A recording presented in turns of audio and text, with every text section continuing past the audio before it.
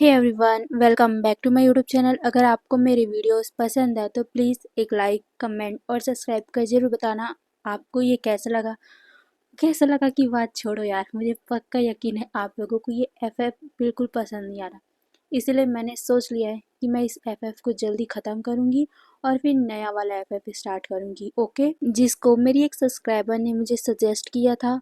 उन्होंने मुझसे बोला था कि उन्हें ऐसा स्टोरी चाहिए जिसमें कॉलेज की लाइफ हो और साथ में उसमें गाना बहुत सारा हो। तो वैसा वाला स्टोरी मैं लेके आ रही हूँ आपको, वो भी बहुत ज़्यादा इंटरेस्टिंग लगेगा। मुझे ये तो पता है कि ये वाला मतलब इतना ज़्यादा इंटरेस्टिंग नहीं है, बट वो आपको बहुत ज़्यादा पसंद आएगा। और हाँ, आप में से कई लोगों ने मुझसे पूछा था कि आप सेकंड चैनल में क्यों अपडेट नहीं कर रहे हो, तो मैंने सोच लिया है कि मैं अब उसमें भी स्टार्टिंग करूँगी। तो अगर आप लोगों को उसकी कहानियों में इंटरेस्ट हो तो प्लीज़ जाकर उसे भी सुन लेना। ओके, तो चलो हम ज़्यादा बकवास ना करते हुए कहानी को स्टार्टिंग करते हैं। विंग बहुत ज़्यादा ही गुस्से में था। वो वांगजी को पनिश करना चाहता था। तब से उसने ठान लिया था कि जब भी वांगजी से दिखेगा ना, वो कुछ न कुछ करके वांगजी को परेशान तो करेगा ही। फिर वो मो के साथ हीलर के पास जाता है। मो उसे मना कर रहा था, वो कह रहा था कि उसे चोट नहीं लगा है, वो बस खरोच आई है। बट विंग तो मानने को तैयार ही नहीं था और वो उसे लेकर हीलर के पास जाता है। हीलर मो के हाथों में बैंडेज लगाता है क्योंकि हल्का सा उसमें कट आ गया था। वांगजी का तलवार बहुत ज़्यादा धार है, हल्का सा टच होने पर ही मो के हाथों में खून निकलने लग गया था। तो मो को अच्छे से पट्टी किया जाता है। विंग गुस्से में कहता है, मैं उस लान वांगजी को छोड़ूंगा नहीं। उसकी हिम्मत भी कैसे हुई तुम्हें हर्ट करने की? वो गलती से हो गया था यार, बट उसने तुम्हारे साथ लड़ाई की और तुम्हें घायल किया। मैं सच में उसे छोड़ूंगा नहीं। ये बोलकर वो अपने पैर पटक रहा था, बट मो उसे शांत करने की कोशिश कर रहा था और कह रहा था कि लान वांगजी यहाँ के राजकुमार है, तुम कुछ भी नहीं कर सकते। बट विंग ने तो ठान लिया, वो करके ही रहेगा। ये बोलकर वो फिर मो को उसके रूम तक छोड़ने जाता है, बट मो उसे समझाता है कि उसे कुछ भी नहीं हुआ, वो ठीक है। बट विंग तो मानने को तैयार ही नहीं था। जब वो दोनों उस जगह जा रहे थे जहाँ पर मो रहता है, उस जगह जाते टाइम उन दोनों का टकराव चैंग और शुयांग से होता है। वो दोनों विंग और मो को ऐसे देखकर कंफ्यूज थे। वो दोनों क्यूरियस होकर पूछते हैं कि आखिर तुम दोनों कहाँ गए थे, तुम मैदान में थे क्यों नहीं, और विंग तुम ठीक हो ना? ये सुनकर विंग अपने गगा को अपना सर हाँ में हिलाकर कहता है, हाँ गगा मैं ठीक था, और वो मैं अपने रूम में ही था। ये बोलकर वो झूठ कह देता है और वो बताता है कि वो बस घूम रहा था, तो वो बस मो के साथ उसके रूम की तरफ जा रहा था, बस और कुछ नहीं। ये बोलकर वो अपने नेक को हल्का सा रब करता है, जिसे चैंग को समझ आया था कि विंग झूठ बोल रहा है, बट वो कुछ करता नहीं। बट वो कहता है कि ठीक है, तुम जहाँ भी जाओ बट सेफ रहना, ओके? और हाँ, यहाँ मस्ती नहीं। ये सुनकर विंग अपना सर हिलाता है। फिर वो सारे खाना खाने जाते हैं। वैसे विंग को भूख नहीं लगी थी क्योंकि वो तो खाना खा कर आया था ना, बट हमारे चैंग को कहाँ पता था, इसीलिए वो जबरदस्ती विंग को खाना खाने के लिए ले जाता है। और वो विंग को कहता है कि तुम्हें ये नहीं खाना तो ठीक है, मैं तुम्हारे लिए चिली ऑयल ले आऊँगा, बट तुम्हें यहीं पर खाना पड़ेगा और खाना खाना ही पड़ेगा। ये सुनकर विंग जबरदस्ती उस खाने को खाता है क्योंकि वो बता नहीं सकता कि वो बाहर गया था अकेले, मतलब मो के साथ गया था, बट अपने चैंग का तो बताया नहीं था ना, इसीलिए वो चुपचाप खाता है।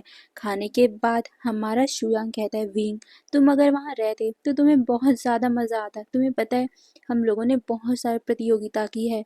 ये सुनकर विंग कहता है, सच्ची मैं मिस कर दिया। ये सुनकर हमारा शुयांग बताता है कि कोई बात नहीं, आज तो थोड़ा बहुत ही प्रतियोगिताएं हुई हैं, कल तो पूरा दिन भर होगा, तो तुम कल मिस मत करना। ये सुनकर विंग एक्साइटेड हो गया था। फिर वो सभी अपने अपने रूम की तरफ जा रहे थे, बट अचानक से विंग को कुछ याद आया। उसने उन सभी के लिए, मतलब कि हमारे चैंग और शुयांग के लिए एम्प्रेस इन स्माइल भी तो लिया था। तो वो अपने पॉकेट से, या कह सकते हो अपने चेंजिंग पाउच से, वो दोनों जार निकालता है और फिर शुयांग को देते हुए कहता है, गगा आपको ये बहुत ज़्यादा पसंद आएगा। ये सुनकर चैंग कहता है कि आखिर ये क्या है? ये सुनकर विंग शॉक हो गया था। अब वो क्या बताए, उसने तो बस क्यूरियस होकर ये दे दिया। वो तो भूल ही गया था कि इन दोनों को पता ही नहीं है। विंग कहता है वो गगा, ये बोलकर वो मो को देखता है और कहता है कि मैंने मोगा को बोला था कि बाहर से मुझे कुछ खाने के लिए चाहिए, तो उन्होंने मेरे लिए बहुत सारा सामान लाया था, उसके साथ ये भी ला लिया। आप टेस्ट नहीं करोगे? ये बोलकर वो दोनों को वो जार दिखाता है। हमारा चैंग मो की तरफ देखता है और कहता है, मो तुम बाहर गए थे। ये सुनकर मो अपना सर नीचे कर लेता है। वो अब झूठ भी तो नहीं बोल सकता, वो गया तो था, तो वो अपना सर हिला देता है। चैंग उसे देखकर कहता है, कब? हमें क्यों नहीं पता? ये सुनकर हमारा मो विंग की तरफ देखता है। विंग चैंग के हाथों को पकड़ लेता है और कहता है, गगा आप ये सब बातें छोड़ो ना, आपको ये पीना चाहिए, मैंने इसे टेस्ट किया है, बहुत ज़्यादा अच्छा है। ये सुनकर हमारा चैंग फिर से उसे घूर के देखता है और कहता है, तुमने इसे टेस्ट किया है? ये सुनकर फिर से विंग ने अपने होठों को बाइट कर लिया।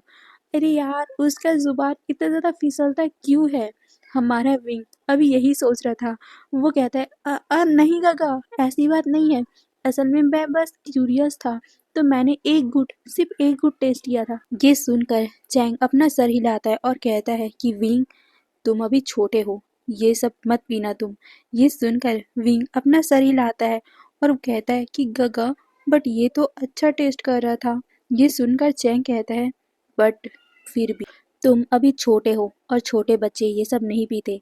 ये सुनकर विंग कहता है, बट अब मैं 16 साल का होने वाला हूँ। ये सुनकर हमारा चैंग कहता है, बट हुए नहीं हो, और वैसे भी तुम 18 साल या फिर ज़्यादा के भी होगे ना, फिर भी मैं तुम्हें पीने नहीं दूंगा, क्योंकि तुम एक ओमेगा हो, ओमेगा इसे टॉलरेट नहीं कर सकते। ये सुनकर विंग अपने मन में कहता है, बट मैंने इसे तो टॉलरेट कर लिया था, ये इतना भी नशे वाला नहीं है। ये बोलकर हमारा विंग चैंग की तरफ देखता है। चैंग उसके आंखों में देख रहा था और वो कहता है कि तुम मुझसे कहीं झूठ तो नहीं बोल रहे हो ना? ये सुनकर विंग जल्दी से अपना सर ना में हिलाता है और कहता है, नहीं काका, आप ज़्यादा बातें मत करो, देखो ये बहुत ज़्यादा टेस्टी है, आप टाइम वेस्ट मत करो ना, इसे जल्दी से पी लेना, ओके? ये बोलकर हमारा विंग चैंग को देखता है। चैंग और कुछ बोल पाता है उससे पहले ही शुयांग कहता है, चैंग अब रहने दो ना, जो भी हो, बट विंग ने हमें देकर ये अच्छा ही किया, क्योंकि यहाँ का इतना बोरिंग खाना खाकर सच में मेरा तो टेस्ट ही बड मर चुका है। अब इसे पीने के बाद कम से कम मुझे अच्छा भी लगेगा। चलो यार, और वैसे भी आज बहुत ज़्यादा मैं थक गया हूँ, पूरा दिन भर मैं सफ़र किया, उसके बाद यहाँ, हाँ मैं थक चुका हूँ, चल ना यार। ये बोलकर वो चैंग के कंधे पे हाथ रखता है और वो विंग को कहता है, विंग जाओ अपने रूम में जाकर सो जाना, ओके? ये सुनकर विंग भी एक बड़ा सा स्माइल करता है और वो हमारे सुयांग को देखकर उसे हल्का सा थैंक यू बोलता है और फिर वो भागते हुए अपने रूम की तरफ चला गया था। वहीं हमारा चैंग शुयांग को घूर के देखता है, बट शुयांग मुस्कुराते हुए कहता है, हे ब्रो चल चिल कर यार, वो अभी बच्चा ही है, उसे जीने दे अपनी ज़िंदगी। ये बोलकर वो हमारे चैंग को लेकर उसके रूम की तरफ निकल जाता है। वहीं मोबी विंग को उसके रूम तक छोड़ने के बाद अपने रूम में चला जाता है। विंग जैसे अपने रूम में आता है, वो बहुत ज़्यादा बड़ी वाली शाय करता है और फिर अपने बेड पे जाकर वो कूद गया और वो जैसे ही बेड पे पहुंचा, वो अपने हाथों पैरों को फैलाकर जोर से चिल्लाकर बोलता है, लान फांग जी, मैं तुम्हें छोड़ूंगा नहीं। आज पहली बार किसी अल्फा ने मेरे साथ ऐसा बर्ताव किया। आज से पहले किसी अल्फा ने मेरे साथ ऐसा बर्ताव नहीं किया था। तुम्हें तो मैं मज़ा चखा कर ही रहूंगा। ये बोलकर वो अपने पैरों को उस बेड पर ही मार रहा था। तभी एक आवाज़ आती है, विंग तुम ठीक हो? ये सुनकर विंग को रियलाइज़ हुआ कि वो इस रूम में अकेला नहीं रहता है। विंग झटके से उठकर बैठ गया और वो सामने देखता है। सामने वैनचिंग अपना काम कर रही थी। वैनचिंग को देखकर विंग नर्वसली अपने नेक को खुजलाता है और कहता है, वो वैन किंग, हाँ आप यहाँ? ओ मैं भूल गया था। ये बोलकर वो अपने बार बार नेक को रब कर रहा था, जिसे देखकर वैनचिंग मुस्कुराती और कहती, क्या हुआ, तुम बहुत ज़्यादा फ्रस्ट्रेटेड लग रहे हो? ये सुनकर विंग वैनचिंग के पास जाता है और कहता है, कुछ नहीं, वो बस यहाँ पर एक इंसान है जो इतना ज़्यादा खड़ूस है ना कि मैं बताऊँ क्या। वो सच में ओमेगाओं के कदर भी नहीं करता। ये बोलकर वो अपने पैरों को नीचे में मारे जा रहा था, जिसे देखकर हमारी वैन किंग मुस्कुराती और कहती, लान वांग जी। ये सुनकर विंग कहता है, हाँ वही लानवांग जी, वो सच में कितना ज़्यादा खड़ूस है, उसको दया नहीं आती। आपको पता है, उसके सामने मैं पानी पे गिर गया था, बट उसने मेरी मदद नहीं की। ये सुनकर वैनचिंग उसे देखते हुए कहती है, वो तुम्हारी मदद करेगा भी नहीं, क्योंकि वो ओमेगाओ को टच नहीं करता और साथ ही वो ओमेगाओ से दूर ही रहना पसंद करता है। ये सुनकर विंग मुंह बनाता है और कहता है, क्यों, क्या हम ओमेगाओ में कांटे लगे हैं जो उसे टच नहीं कर सकता? अरे मदद करने के लिए तो टच कर ही सकता था ना। ये सुनकर वैनचिंग बताती है, ये ऐसा नहीं है। असल में तुमने तो सुना ही होगा कि लानवांग जी एक सिग्मा अल्फा है। ये सुनकर विंग अपना सर हिलाता है और कहता है, हाँ सुना है, और ये भी सुना है कि वो कोल्ड प्रिंस बहुत ज़्यादा पावरफुल है। ये सुनकर वैनचिंग हंसती है और कहती, हाँ बट उसके पावर के पीछे भी उसका बहुत ज़्यादा दर्द छुपा है। ये सुनकर विंग क्यूरियस हो गया था और वो कहता है, दर्द मतलब? ये सुनकर वैनचिंग उसे बताती है कि आखिर वांग जी ने बचपन से क्या क्या सहा था। वांग जी ने बचपन में अपने इस अल्फा पावर के कारण कितना सारा दर्द सहा था। कई बार अपने पावर से वो अनकंट्रोल हो जाता था और कई सारे ओमेगाओं को जो उसके पास रहते थे उनको वो हर्ट कर दिया करता था, जिस वजह से वांग जी धीरे धीरे सबसे दूर होता जा रहा था, यहाँ तक कि अपने भाई और साथ ही अपनी माँ से भी दूर होता जा रहा था वांग जी। बट वांग जी की माँ और उसके भाई बहनों ने सब ने उसे मदद किया और उसके सपोर्ट में रहे। बट 16 साल की उम्र में वांग जी का अल्फा उसके ऊपर और भी ज़्यादा कंट्रोल करने लग गया था। वांग जी अपने जब रट में आता था तब उसे बहुत ज़्यादा पेन होता था और वो अपने ओमेगा की तलाश में बाहर निकल जाया करता था। बट जब उसका ओमेगा उसे नहीं मिलता था तो वांग जी या तो अपने आप को हर्ट करता था या तो दूसरों को हर्ट करता था, जिसके बाद राजा ने वांग जी को चैन से भी बांध दिया था। बट वांग जी इतना ज़्यादा पावरफुल था कि वो किसी से कंट्रोल नहीं हो रहा था। बट वांग जी की मदर ने उस टाइम उसे कंट्रोल किया था और उन्होंने वांग जी को एक कोल्ड केव में बंद कर दिया था। उस टाइम वांग जी को इतना ज़्यादा पेन होता था अपने अंदर कि वो धीरे धीरे ओमेगाओ से और साथ में अपने मेट से हेट करने लग गया था। और साथ ही वांग जी ने कई सालों तक अपने अल्फा को कंट्रोल करने के लिए उस केव में ही बिता दिया था। वो कभी भी किसी से भी नहीं मिलता था, जिसके कारण धीरे धीरे वांग जी अपने इमोशन से दूर होता गया और आज वांग जी पूरी तरीके से कोल्ड बन चुका है। वो ज़्यादा किसी से बातें नहीं करता और ओमेगाओ से तो वो दूर ही रहता है। ये सुनकर विंग बहुत ज़्यादा शॉक था। उसे ये सब नहीं पता था। अगर उसे पता होता तो वो वांग जी के बारे में वो सब बातें कभी भी नहीं कहता। उसने वांग जी के बारे में ये सब सोचा ही नहीं था।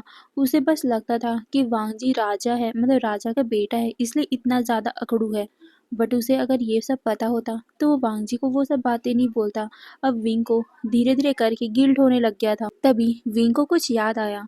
वो वैन किंग से पूछता है कि वैन किंग, आपको ये सब कैसे पता? आखिर लानवांग जी के बारे में आपको इतना सा डिटेल में कैसे पता है? ये सुनकर वैन किंग बताती है कि असल में लैन कुरैन की एक कॉन्क्यूबाइन है जो मेरी बुआ है। ये सुनकर विंग शॉक हो गया था। क्या वैन किंग की बुआ लैन कुरैन की कॉन्क्यूबाइन है? फिर वैन किंग अपनी स्टोरी बताती है कि असल में जब लैन कुरैन अपने राज्य को विकसित करा था तब वैन क्लैन के साथ उसने लड़ाई किया था और वैन क्लैन हार गया था। उस टाइम वैन क्लैन को अपने राज्य को बचाने के लिए कुछ करना था, इसीलिए वैन रुहान ने अपनी छोटी बहन का शादी या कह सकते हो अपनी छोटी बहन को लैन कुरैन की कॉन्क्यूबाइन बना दिया था और उसकी बुआ यहाँ पर थी, इसीलिए उसे सब कुछ पता है। ये सुनकर विंग अपना सर हिलाता है। फिर हमारी वैन किंग विंग से कहती है, विंग चलो अब सो जाते हैं, वैसे भी कल हमें 5 बजे उठना है। ये सुनकर विंग शॉक हो गया था। वो कहता है 5 बजे? ये सुनकर वैन किंग कहती, हाँ अनाउंसमेंट हुई है, 5 बजे उठना है, 7 बजे तक खाना, फिर 8 बजे सभी को मैदान पे पहुंचना है। ये सुनकर विंग कहता है, मैं ये नहीं कर पाऊंगा, मैं 10 बजे बिना उठ भी नहीं सकता। ये सुनकर वैन किंग हंसती है और वो कहती है, बट यहाँ तो करना ही पड़ेगा क्योंकि यहाँ का रूल ही है। ये सुनकर विंग पाउट बना लेता है और कहता है, यहाँ के रूल कितने ज़्यादा बुरे हैं, ओमेगाओ के लिए तो और भी ज़्यादा बुरे बुरे रूल है यहाँ। ये बोलकर वो पैर पटकता है। तभी वैन किंग मुस्कुराते हुए कहती है, बट हमें तो यहाँ रूल फॉलो करना ही पड़ेगा। जाओ सो जाओ, ओके। ये सुनकर विंग अपना सर हिलाता है और फिर वो भी अपने बेड पे जाकर लेट गया था। बट वो वांग जी के बारे में सोचने लग गया था। वांग जी ने कितना कुछ सफ़र किया है। ये सब सुनकर विंग को और भी ज़्यादा वांग जी के लिए प्रीटी फील हो रहा था। और साथ ही वांग जी ओमेगाओ से नफरत करता है, अपने मेट से नफरत करता है। ये सुनकर तो उसे और भी ज़्यादा बुरा लगा। विंग सोचता है अगर वांग जी नफरत करता है सबसे तो वांग जी की शादी नहीं होगी, ऐसा हो नहीं सकता। अगर वांग जी को बदलना है तो विंग को कुछ करना पड़ेगा। यही सोचकर विंग अपने मन ही मन में कुछ सोचता है और फिर वो मुस्कुराते हुए सो गया था। अब हमें दूसरे तरफ का सीन दिखाया जाता है, वांग जी का सीन। वांग जी अपने बेड पे लेटा हुआ था बट आज उसे नींद नहीं आ रही थी। उसके आंखों के सामने बार बार विंग का वही चेहरा आ रहा था। विंग भीगा हुआ था, विंग की बॉडी, विंग का वो ब्यूटीफुल सा फेस, विंग का वो लिप, विंग की वो आंखें, विंग का वो लिप्स के नीचे वो मोल, सब कुछ वांग जी के आंखों में आ रही थी। वांग जी अपनी बॉडी में एक हॉटनेस फील कर पा रहा था। वांग जी को समझ नहीं आ रहा था कि उसे क्या हो रहा है, बट वो ये तो समझ रहा था कि उसका अल्फा उस इंसान के कारण एक्टिव हो रहा है। वांग जी ने सोच लिया था कि वो उस इंसान से दूर रहेगा, बट उसका दिमाग है, उसका दिल है जो उस इंसान को भुला ही नहीं पा रहा था। वांग जी कई बार अपनी आंखों को बंद करने का ट्राई करता है, बट जैसे ही वो बंद करता उसे विंग का वही मुस्कुराता हुआ फेस नजर आता। जब वो उसे प्लीड कर रहा था कि उसे छोड़ दे, वो फेस याद आ रहा था। जब विंग उसके करीब था वो फेस याद आ रहा था। तो उस टाइम जब वांग जी ने देखा था कि विंग कैसे मो की देखभाल कर रहा है, मो के लिए वांग जी पे गुस्सा कर रहा है, ये सब देखकर कहीं ना कहीं वांग जी का भी हाथ मुट्ठी कस गया था। वांग जी को ये चीज़ याद आते ही वो उठ बैठा था। उसकी आंखें बहुत ज़्यादा ही गुस्से में रेड हो चुकी थी। उसे अच्छा नहीं लग रहा था। वो ओमेगा, एक तो वो ओमेगा उसके इतने ज़्यादा करीब था, उसके दिल में इतना हलचल पैदा कर चुका था, और साथ ही वो ओमेगा उसके ही सामने दूसरे इंसान के पास इतना करीब था, और साथ ही वो दूसरे पर्सन के लिए वांग जी से बहस कर रहा था। वो पहले कितने प्यार से वांग जी से बातें कर रहा था, बट अचानक से ही जब वांग जी ने उस पर्सन को हर्ट किया तो क्यों उस ओमेगा ने वांग जी को इतना घूर के देखा, मतलब गुस्से से देखा। पहले वाली नज़र और वो वाली नज़र वांग जी को डिफरेंट लगी थी। पहले वाली नज़र में ना वांग जी को उस ओमेगा के ऊपर प्यार आ रहा था, बट जब विंग गुस्से में वांग जी को देख रहा था ना तो कहीं ना कहीं वांग जी को एक दिल में दर्द हुआ था। वांग जी को समझ नहीं आ रहा था। वांग जी अपने सर को पकड़ लेता है और वो अपने सर को शेक करता है, और वो विंग के बारे में न सोचने का ठान चुका था। वांग जी अपनी हालत को देखता है। वांग जी सोचता है कि अभी उसे शावर लेना पड़ेगा, इसीलिए वो खड़ा होकर वॉशरूम में जाता है और वॉशरूम में वो टब में बैठ गया था। बट उसकी आंखें बंद करते ही फिर से विंग का चेहरा आता। वांग जी फ्रस्ट्रेट हो चुका था, उसे समझ नहीं आया था वो क्या करे। उस ओमेगा को वो अपने आंखों से कैसे उछल करे, वांग जी को ये समझ नहीं आ रहा था। फिर वांग जी वहीं बैठे बैठे ही बहुत टाइम तक अपने आप को शांत करता है, बट जब वो देखता है कि वो शांत नहीं हो पा रहा, वांग जी गुस्से में फिर से खड़ा होता है और फिर से वो अपने कपड़े पहनकर रूम में आता है। रूम में वो कई घंटों तक इधर से उधर टहलता रहता है, क्योंकि उसे आज नींद आ ही नहीं रही थी। वो पूरा बेचैन हो चुका था। रात के करीबन 2 बजे वांग जी को हल्का नींद आने लग गया था। फिर वो बेड पे सोता है, बट सोने के बावजूद भी उसे विंग का ही सपना आ रहा था। विंग उसके बहुत ज़्यादा करीब था, विंग उसके बाहों में था, विंग का लिप्स उसके लिप्स के बहुत ज़्यादा करीब था। वांग जी का लिप्स बहुत ज़्यादा तड़प रहा था उसे किस करने के लिए। वांग जी का गला सूख रहा था, बट अचानक से ही मो बीच में आ गया था और उसने विंग को अपनी तरफ खींच लिया था, जिस वजह से विंग वांग जी के बाहों से छूटकर मो के पास चला गया था। वांग जी मो को गुस्से में देख रहा था। उसकी मुट्ठी कस चुकी थी, वो तो अपना तलवार भी निकाल चुका था। वांग जी ने एक बार में ही मो का धड़ गले से अलग कर दिया। विंग जिसके मारे चीख पड़ा और वो गुस्से में वांग जी को देख रहा था और वो उससे कह रहा था कि वो उससे नफरत करता है, बट वांग जी को इससे कोई भी फर्क नहीं पड़ा। विंग को वो अपने पास खींचता है और उसे अपने बहुत ज़्यादा करीब करके एक दीवार में पिन करता है और रफली उसकी बॉडी को अपनी बॉडी से रब करते हुए उसके होठों को बहुत हंग्रीली बाइट कर रहा था, उसको सक कर रहा था, उसके मोल को वो लिटरली खाए जा रहा था। वांग जी का अल्फा पूरी तरीके से उसके ऊपर हावी हो चुका था।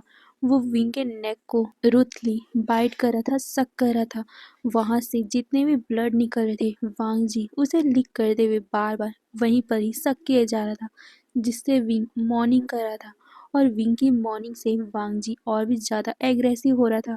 वो अपने लोअर पार्ट को विंग के लोअर पार्ट से रब भी कर रहा था, जिससे विंग बहुत ज़्यादा ही अजीब गरीब आवाज़ें निकाल रहा था। वहीं वांग जी उसे और भी ज़्यादा अराउजल महसूस हो रहा था, और वो और भी ज़्यादा विंग को ब्रूथली किस करने लग गया।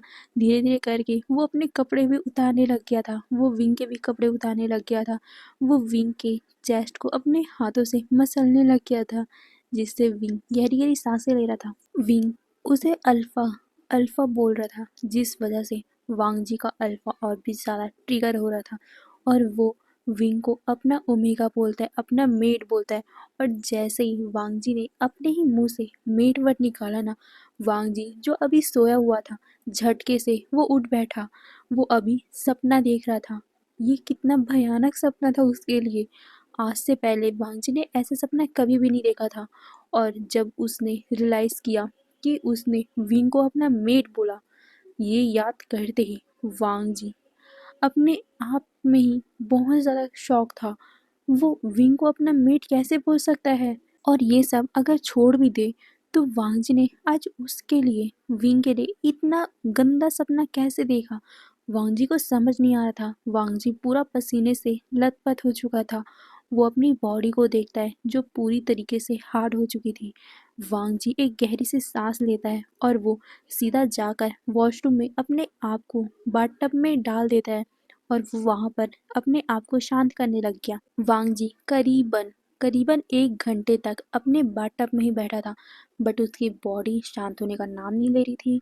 वांग जी गहरी सी सांस लेता है, और उसी बाथटब में ही वो मेडिटेशन करने लग गया था, बट उसका कोई भी फ़ायदा नहीं हो रहा था। वांग जी पूरा फ्रस्ट्रेट हो चुका था। करीबन 2 घंटे तक वांग जी उस पानी में बैठकर मेडिटेशन कर रहा था, तब जाकर उसकी बॉडी शांत हुई थी। और फिर वो पानी से निकलता है, अपने आप को फ्रेश करता है, नहा कर वो अपने कपड़े पहनता है। कपड़े पहनने के बाद वो बाहर निकलता है। आज वांग जी को लेट हो चुका था। आज पूरे 6:30 बज चुके थे।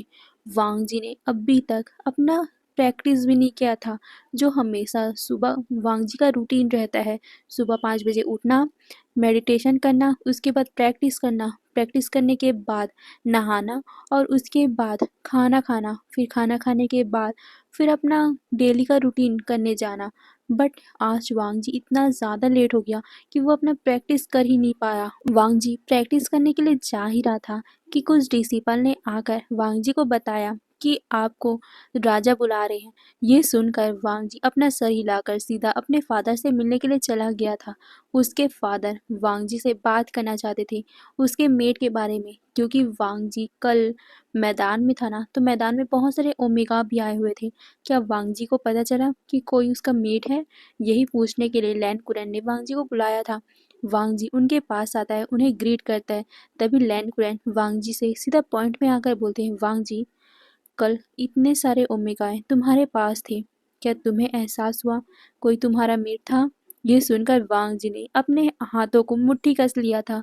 उसके आंखों में फिर से विंग का चेहरा आने लग गया था, बट वांग जी ने अपना सर ना में हिला दिया। ये देखकर लैन कुरैन थोड़ा सा डिसअपॉइंट हो गया था। फिर हमारे लैन कुरैन हमारे जेबू जून की तरफ मुड़ते हैं और कहते हैं, सिचैन, तुम बताओ, तुम्हें इतने सारे अल्फाओं में से कोई पसंद आया? ये सुनकर हमारा सिचैन थोड़ा सा ब्लश हो गया था, और वो समझ नहीं पा रहा था कि उसे क्या कहना चाहिए। तभी हमारे लैन कुरैन कहते हैं, घबराओ नहीं, तुम्हें जैसा जो अल्फ़ा पसंद है तुम हमें बता सकते हो, हम तुम्हें फ़ोर्स नहीं करेंगे। ये सुनकर हमारा सीचैन लैन कुरैन को देखता है और कहता है, फादर, मुझे आज का टाइम और चाहिए, मैं इतनी जल्दी बता नहीं सकता। ये सुनकर हमारे लैन कुरैन अपना सर हिलाते हैं। फिर हमारे लैन कुरैन नी मिंजू की तरफ आते हैं और कहते हैं, नी मिंजू, तुम बताओ। ये सुनकर नी मिंजू अपने फादर से कहते हैं, फादर, आप जिस ओमेगा को भी मेरे लिए चूज़ करोगे मैं उसे शादी कर लूँगा। मैं इन सभी में डिसाइड नहीं कर पाऊंगा। ये सुनकर हमारे लैन कुरैन हल्का सा मुस्कुराते और कहते, मिंजू ऐसा मत बोलो। अगर ऐसा हुआ तो मैं तो कोई भी ओमेगा चूज कर लूंगा, बट अगर तुम्हें वो पसंद नहीं आया तो बाद में।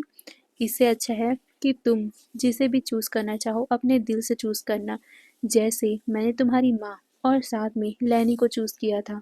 ये सुनकर हमारा मिंजू अपना सर हिलाता है। फिर लैन कुरैन अपने बेटे मतलब सिंह चैन से पूछते हैं, सिंह चैन अब तुम बताओ। ये सुनकर सिंह चैन थोड़ा सा शर्माता है और कहता है, फादर वो मैं। ये बोलकर वो शर्मा रहा था। तभी लैन कुरैन कहते हैं, तुम बताओ कोई तुम्हें पसंद है। ये सुनकर हमारा सिंह चैन कहता है, फादर वो सुकलैन का राजकुमार। ये बोलकर वो बहुत ज्यादा ही ब्लश कर रहा था। ये सुनकर हमारे लैन कुरैन लैनी की तरफ देखते हैं। लैनी भी मुस्कुराने लग गई थी। तभी लैन कुरैन कहते हैं, शुकलैन का शुयांग। ये सुनकर हमारा सिंचन अपना सर हिलाने लग गया था। वो कहता है, जी फादर, मैंने एक बार उन्हें एक युद्ध में देखा था। मुझे वो बहुत ज़्यादा पसंद आए थे। क्या आप मेरा रिश्ता उनसे करवा सकते हो। ये सुनकर हमारा लैन कुरैन कहता है, हाँ ज़रूर, तुम दोनों को एक बार बात कर लेना ही चाहिए, उसके बाद हम रिश्ता तय करवा देंगे, ओके। ये सुनकर हमारा सिंचन बहुत ज़्यादा खुश हो गया था। फिर सबके सबका नज़र हमारे न्यू हुसैन की तरफ जाते हैं। लैन कुरैन न्यू हुसैन की तरफ देखकर बोलते हैं, हुसैन अब तुम्हारी बारी है, अब तुम भी बता दो अपनी चॉइस। ये सुनकर हमारा न्यू हुसैन बहुत ज़्यादा ब्लश हो गया था। वो कहता है, फादर वो मैं। ये बोलकर वो अपनी उंगली के साथ खेलने लग गया था। वो कहता है, फादर वो मैं। ये बोलकर वो बहुत ज़्यादा नर्वस भी हो रहा था, जिसे देखकर मैडम ने न्यू हुसैन से कहती, हुसैन क्या हुआ, क्या तुम्हें कोई पसंद है। ये सुनकर हुसैन कहते हैं, हाँ, बट वो एक अल्फा नहीं है, एक बीटा है। ये सुनकर हमारे सभी के सभी लोग शॉक हो गए थे। वो सब कहते हैं, एक बीटा। ये सुनकर हमारा न्यू हुसैन अपना सर हिलाकर कहते हैं, हाँ फादर, असल में मुझे वो बहुत ज़्यादा पसंद आए, मैं उनसे शादी करना चाहता हूँ। ये बोलकर वो लैन कुरैन को देखता है। लैन कुरैन थोड़े से कंफ्यूज थे और थोड़े शॉक भी थे। वो शॉकिंगली मैडम नी को देखते और फिर मैडम लैन को। वो तीनों एक दूसरे की तरफ देख रहे थे। तभी हमारे न्यू सन कहता है, फादर प्लीज़ मेरी शादी उनसे करवाने की बात चला दीजिए, मुझे उनसे शादी करनी। वो बहुत ज़्यादा अच्छे दिखते हैं, बहुत ज़्यादा खूबसूरत है वो। ये सुनकर हमारे लैन कुरैन खांसने लग गए थे। वो कहते हैं, ठीक है, बट तुम मुझे उनका नाम तो बताओ। ये सुनकर हमारा न्यू सैन बहुत ज़्यादा ब्लश हो गया था। वो बताता है कि वो इंसान शू क्लैन के राजकुमार शुयांग और जांग क्लैन के राजकुमार जेंग जेंग के साथ रहता है। ये सुनकर वो तीनों कंफ्यूज थे कि आखिर न्यूसन किसकी बात कर रहा है। तभी लैन कुरैन उससे पूछते हैं कि आखिर उसका नाम क्या है। ये सुनकर हमारा न्यूसन कहता है, फादर उसका नाम तो मुझे नहीं पता, बट वो उन दोनों के साथ ही रहता है। ये सुनकर हमारे लैन कुरैन कहते हैं, ठीक है मैं देखता हूँ, ओके। ये सुनकर हमारा न्यू सैन बहुत ज़्यादा खुश हो गया था और वो खुशी खुशी हमारे सिंह चैन को देखता है। सिंह चैन भी बहुत ज़्यादा एक्साइटेड हो गया था। फिर जब बात ख़त्म हो जाती है, वो सभी खाना खाते हैं। खाना खाने के बाद सारे लोग मैदान की तरफ जाने लग गए थे। वहीं हमारा चैंग और शुयांग भी बहुत अच्छे से तैयार हो गए थे। तभी चैंग कहता है, ओ शिट, मैं तो विंग को उठाना ही भूल गया। ये बोलकर हमारा शुयांग और चैंग दोनों ही विंग के क्वार्टर की तरफ जाते हैं, जहाँ पर वो रह रहा है उस घर में जाते हैं। जैसे ही हमारा चैंग गेट को नॉक करता है, सामने से हमारी वैनचिंग गेट खोलती है। वैनचिंग को सामने देखते ही हमारा चैंग उसे ग्रीट करता है। वही वैनकिंग तो ब्लश हो गई थी। वो कहता है, राजकुमार चैंग आप यहाँ। ये सुनकर चैंग पूछता है कि विंग। ये सुनकर वैनचिंग बताती है कि वो तो अभी तक सोया है, उसने कई बार उठाने का ट्राई किया बट वो उठ ही नहीं रहा। ये सुनकर हमारा चैंग अपना सरनामे में शेक करता है और कहता है, उसकी यही आदत है, वो कभी भी टाइम पे नहीं उठता, क्या मैं अंदर आ सकता हूँ। ये सुनकर वैनचिंग अपना सर हिलाती है। वहीं हमारा शुयांग भी उनके पीछे पीछे आ गया था। फिर हमारा चैंग विंग के पास जाता है उसके गालों को हल्का सा टैप करता है और कहता है विंग उठो, टाइम हो चुका है उठने का। ये सुनकर विंग कहता है नहीं मुझे नहीं उठना। ये बोलकर वो फिर से अपने सर को दूसरी तरफ करके सो गया था।